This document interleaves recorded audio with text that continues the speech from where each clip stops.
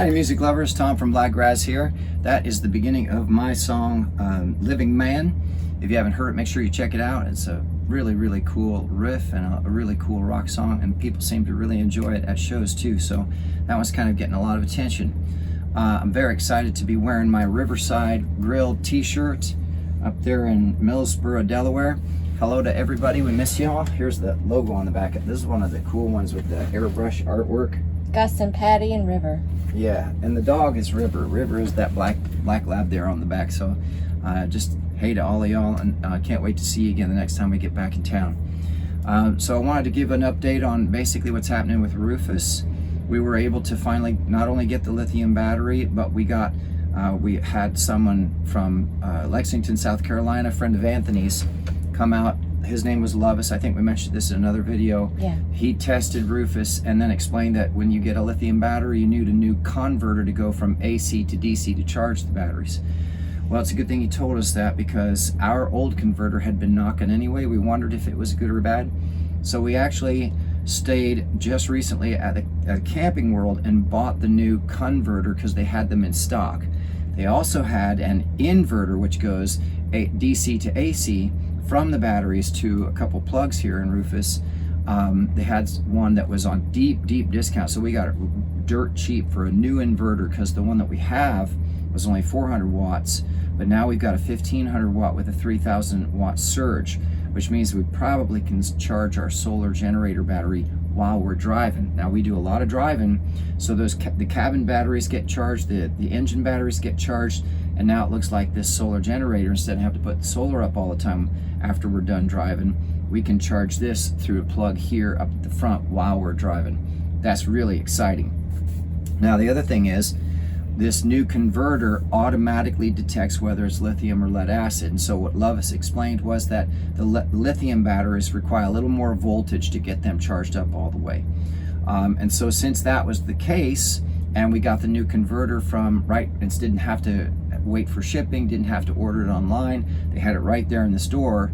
Well, because we're also Good Sam members, we actually were able to stay and plug in, because I almost drove off and I'm thinking, wait a minute, if I'm going to put this battery in, one of the first things it says on the instructions on the lithium battery is to make sure you charge it overnight. If it's 20 amp, I think it takes like 16 hours or something like that, a long time, basically overnight until the next day. If you're before you start using it, running it down and charging it back up like normal, you got to get it all, because when they ship them, they're only 30 to 50% charged.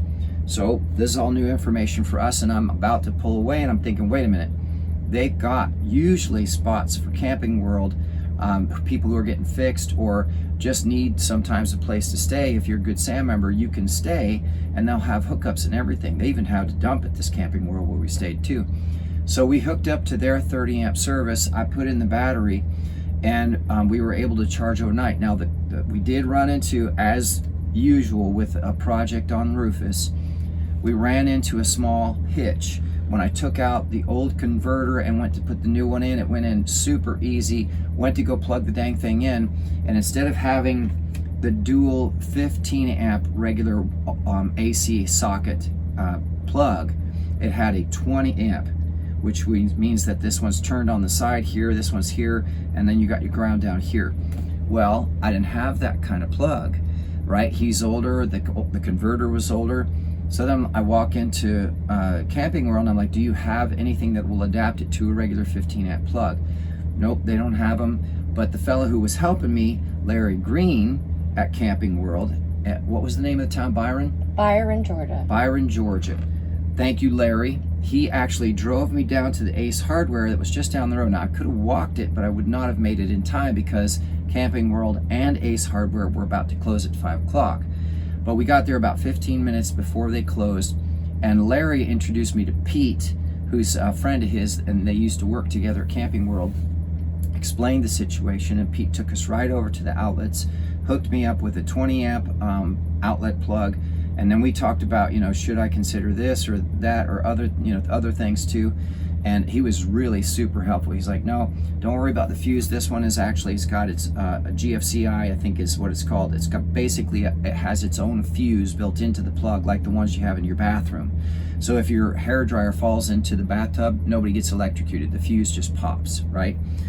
So now I've got one of those with the 20 amp plug, with that converter plugged in down below, where the converter is next to the battery compartment. And everything's hooked up.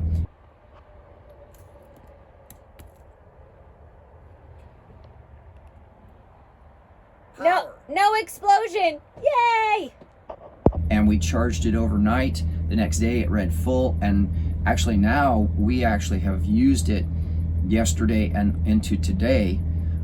So it's been working great. The batteries say full and we're experimenting with how much more we can use lights or turn things on or have vents running, and it's not even denting the charge on the lithium batteries. Now, mind you, we drove from the Camping World to a Cracker Barrel, stayed the night. Now today we drove from a Cracker Barrel to a Love's. We're going to be here till Friday, and then we're going to have our show at Ivy Park. So it's just a matter of keeping an eye on how it's performing compared to how we use it, and using it more with the conscious awareness that, okay, we're just looking to see how much we can draw on it before it starts to run down a little bit. And especially this next couple days will be important because we'll be sitting still for a little bit.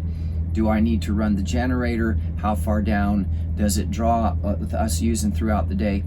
One thing for sure that we found in the past, even with the lead acid, was when it gets cold and you run the heat, the blower during the day and then at night too, even when you turn the temperature down to 60 or 58 or whatever, that draws on the battery because the blower keeps kicking on and pulling, and it runs and runs, but it's mostly gas, but it is the blower, so it's like running a vent for a while. That seems to be the biggest draw that we have because we don't run hair dryers and we don't run TVs and we don't run microwave. The convection oven has to be plugged in. It has to be at least a 30 amp plug to run that.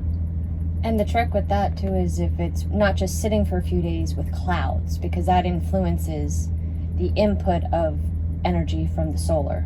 Yeah, the little solar panel we have is about this big, so I suspect it's about 25 watts. So it's really more like a drip to kind of keep the batteries, you know, you're not charging them, but you're keeping them, you know, Sustained. getting some going in. Maybe over the course of a couple of sunny days, it might bring it up enough to charge it if you're not using it that much. But it's definitely too small to actually really charge up, especially a 300 amp hour lithium battery.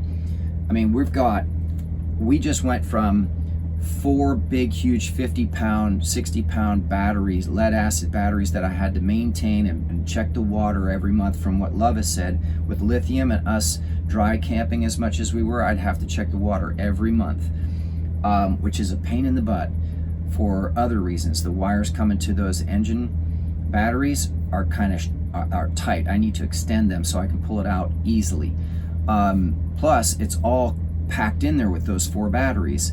Well, now we're down to... And capacity. You can only draw down capacity by half, too. Well, yeah, that's where I was getting. Oh, okay, I was getting to that. Yeah, the lead acid batteries, even though they say they're 100 each, and there's 4 of them, 100 amp hours, that is, you're only technically allowed to use 200 of those amp hours, because for lead acid, the rule is that you can't go below 50% before you recharge again, or you stress the batteries. And we did notice when I pulled them out, some of them were beginning to swell a little. So we definitely had stressed them out over the course of not knowing, over the course of the year, and not knowing that we shouldn't draw them down so low. And then potentially with the converter being older too, that playing a role with it too. I really think so. That's one of our running theories too, because we would hear it knocking sometimes when we were plugged into external power.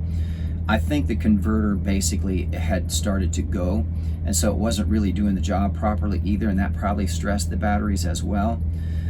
Just because converters and inverters, they're sparking back and forth to create AC to DC or DC to AC. It generates heat, and so things are going to wear down.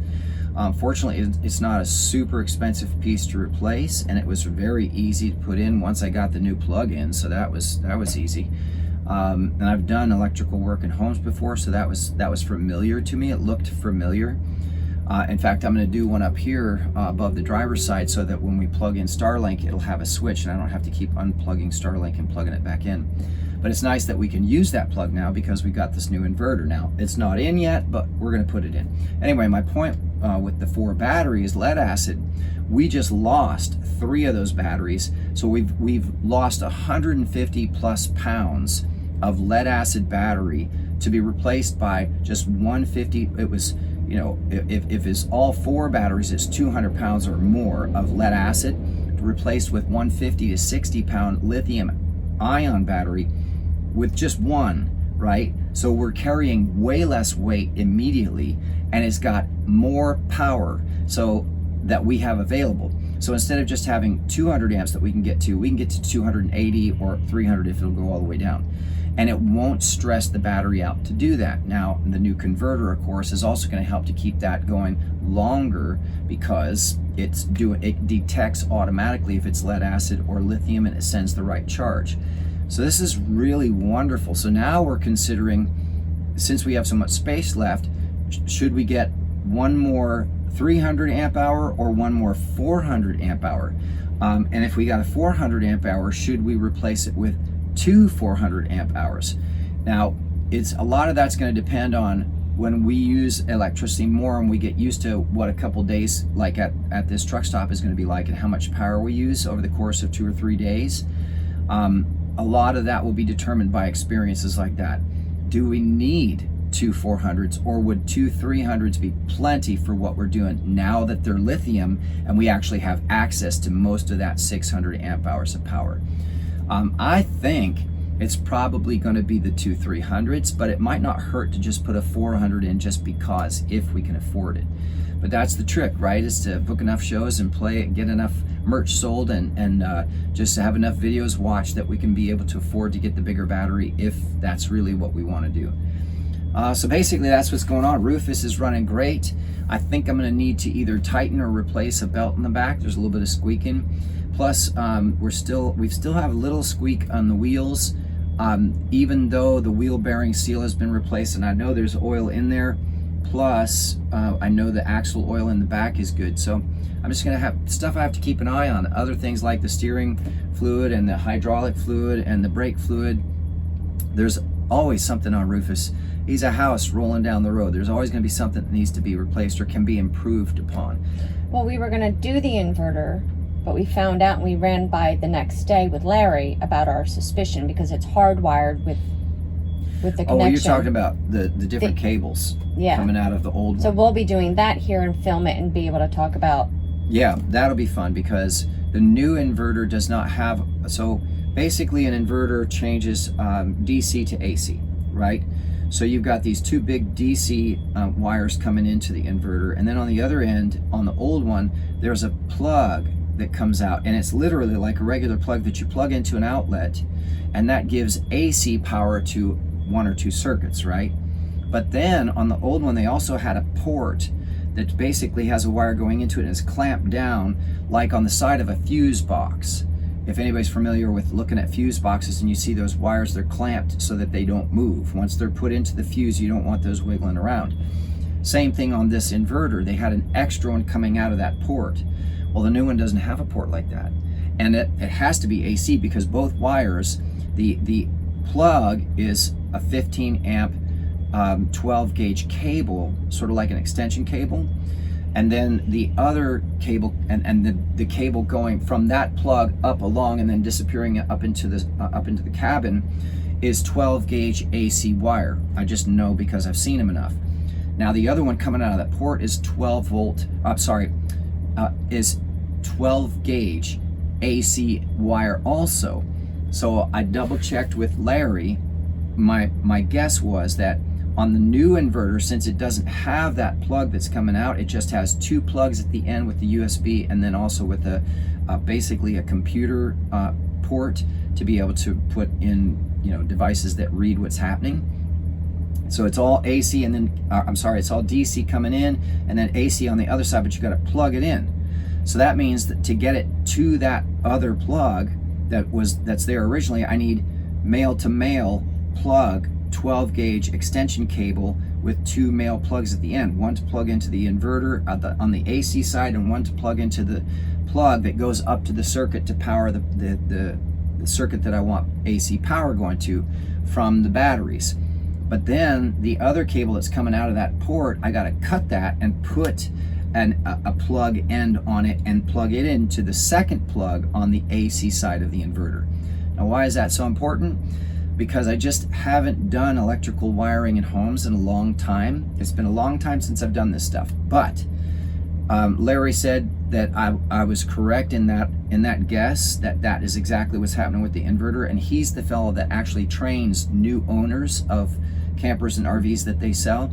So I believe he knows what he's talking about. So that's good. So when I put this inverter in, y'all will hear about it, and you'll get to see some of the video of it happening, and you'll see me cutting the wires off and putting things together. In fact, I've got the pieces right over there that I'll be putting together later. So it'll be a male-to-male extension that goes into the AC end of the inverter into the one circuit that I want to power, and then the other wire is going to get cut, put a plug on that, put the other plug into the second plug on the AC side of the inverter, and we're in business. Then I just have to mount it and have the DC connected, and we have 1500 watts continuously with a 300 watt surge. That should be more than enough to run this solar generator and get it charged while we're driving. And we can test out when we are sitting, not just how long with using it and charging it solar wise, but with potentially the desktop and you being able to record too. Yeah, now see, that's really exciting to me because it's the new lithium battery is working properly, and it seems like the inverter is gonna do really well too. Once we're done testing everything, we're comfortable with it, and we know how much power and how long we can go and all that stuff. I'm very excited to set up the big computer and start recording not just my new songs and finishing stuff off so that y'all can hear them instead of just at live shows, but also to start recording Martha's audiobooks. I'm looking forward to doing that a lot because that's a whole nother market for her that we have barely even touched, you know. So that's really exciting. That gives us a lot more freedom when it comes to dry camping and not plugging into RV parks and stuff like that, especially when we're driving so much to get to and from shows. It gives us a lot more convenience instead of having to carry the solar generator into a show and plug it in, or just even if we're in the same place for several days and that runs out and there's not enough sun, we have to carry it into a place like a Love's and sit and work inside while it charges. So the convenience is really nice, and that's a big part of what we're discovering now.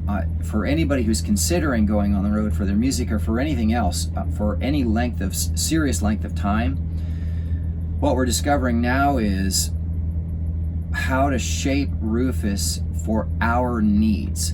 So that's one of the biggest challenges with RVs, is they're built to meet everybody's needs, and so there's so many options and so many different ways you can do things and so many different ways you can plug and do. Well, you can do this inverter or that inverter, this converter, that one, or this battery or that battery, or this air system or that air system, or this kind of brake, or this diesel or gasoline.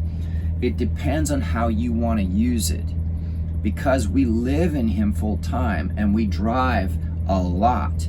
Our needs and uses are very different than most folks who might be just driving for a few hours and then park for a month, right? And they leave their camper there and they drive their car back and forth for weekends. During the summertime, you put your camper out at an RV park for the whole summer and you're driving out with the kids on the weekends and you enjoy a lake, things like that. We're not doing that, so our use is very, very different. So we're not plugged in near so often either. But we don't need the big, huge battery because we're not running AC all the time or heat all the time, or even, now people are putting residential refrigerators in their campers, so it's running way more electricity. And I just think that's a potential challenge down the road.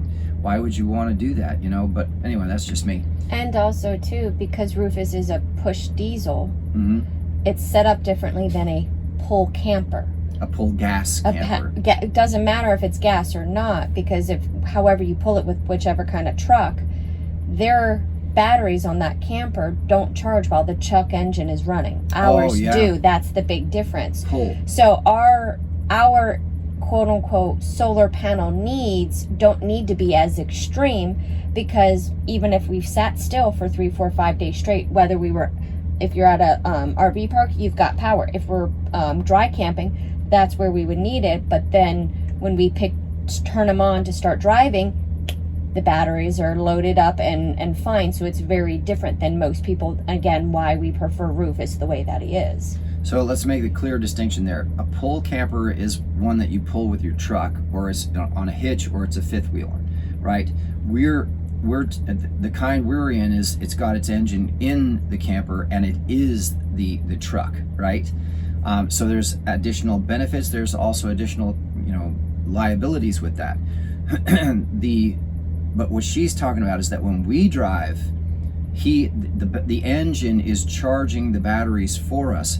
When you pull a camper, it's not necessarily charging batteries. So then you really need the solar, or you really need to be plugged in someplace to get your batteries charged. Cabin batteries will distinguish batteries, that. Yeah.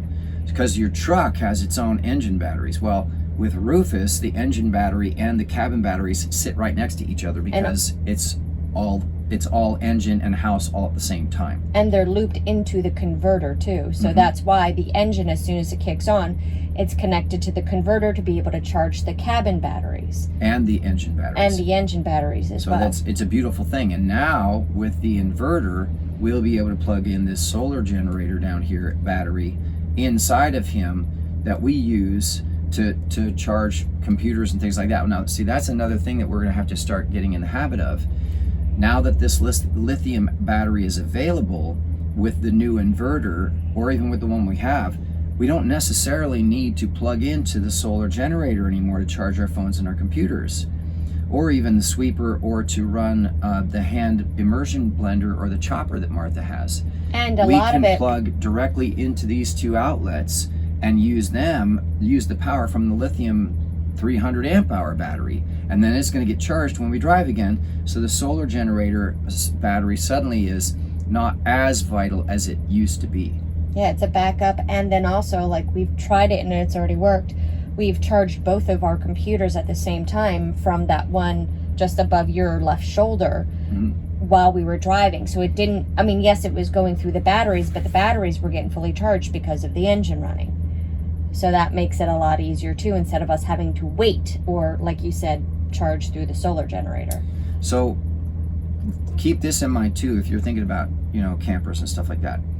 When you're when you're driving and it's getting charged, or even when you're plugged in, except for the AC outlets that go straight to external power. Some of these plugs, like the convection oven, the vent above it, air conditioning. The air conditioning, some of those don't attach to the batteries because they just draw too much. They can't. The only time you can use them is when you're plugged into external power. So it's either 15 amp, 30 amp, or 50 amp. According to how much amperage you have, that determines how many things you can turn on. If we have a full 50 amps going, then we can run both air conditioners and the oven and the vents and the lights, and it's no big deal.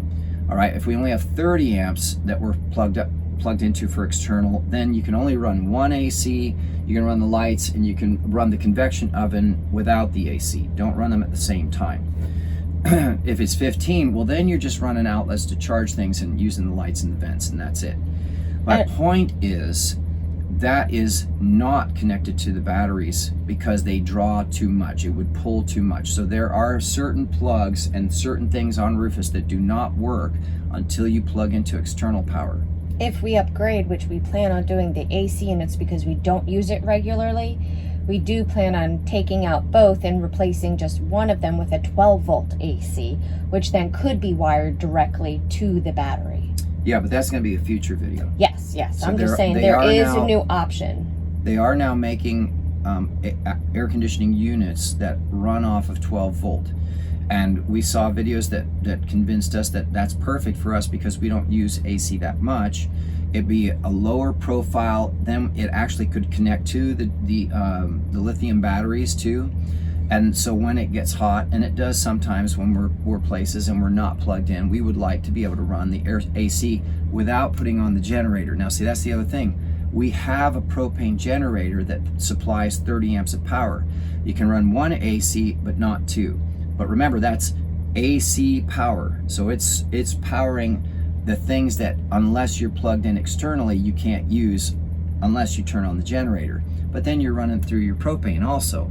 But if it gets hot enough, you trust me, you don't care, you know. But now if we get one that's a 12 volt and can run through the directly from the batteries and be powered by not only the generator but the external power or the engine, and recharge the lithium batteries, now we've got AC wherever, whenever we need it.